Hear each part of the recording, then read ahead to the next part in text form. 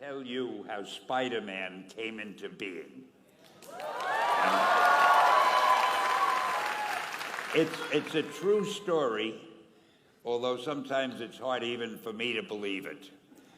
But we had already done the Fantastic Four and I think maybe the X-Men, I can't remember the order, but my publisher came to me and he said, Stan, I want you to come up with another superhero.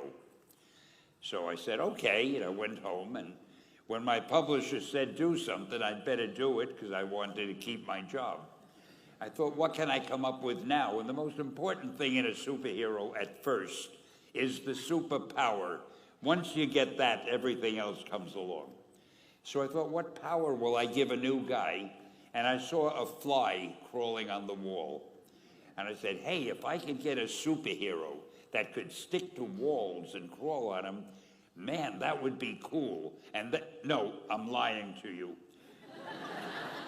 I don't think the word cool was in use then. I probably said it'll be groovy.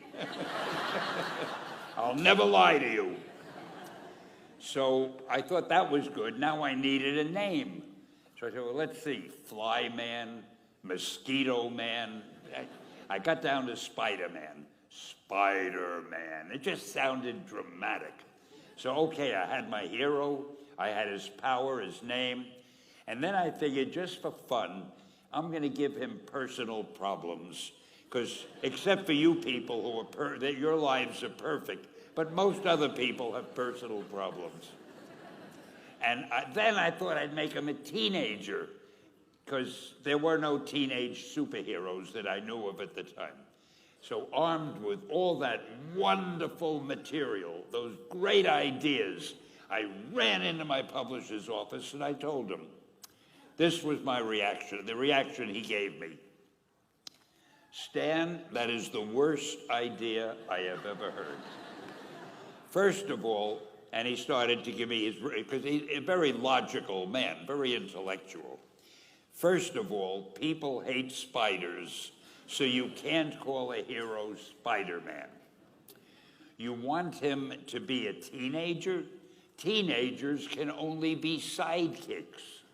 And you want him to have personal problems? Stan, don't you know what a superhero is? They don't have personal problems. Well, I left the office disappointed, but obviously a much wiser man. And I couldn't get Spider-Man out of my system. So we were about to kill a magazine. I think it was called Amazing Fantasy. It wasn't selling well, and we were sending the last issue to press. When you do the last issue of a magazine, nobody cares what you put in it because the book is dying. Just to get it out of my system, I put Spider-Man in Amazing Fantasy, featured him on the cover, forgot about it. A month later, all the sales figures came in. My publisher came racing into my office. Stan, you remember that character we both loved so much, Spider-Man? He said, let's do him as a series. Now, why am I telling you this?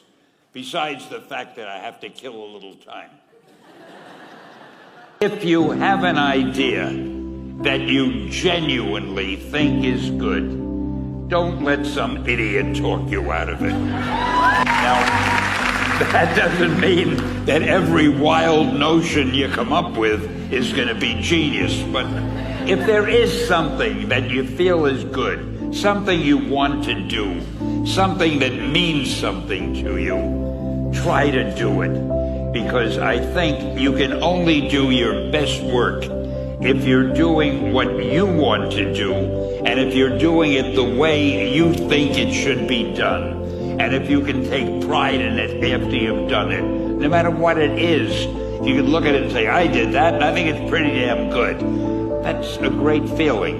So don't let idiots talk you out of something that you think is good.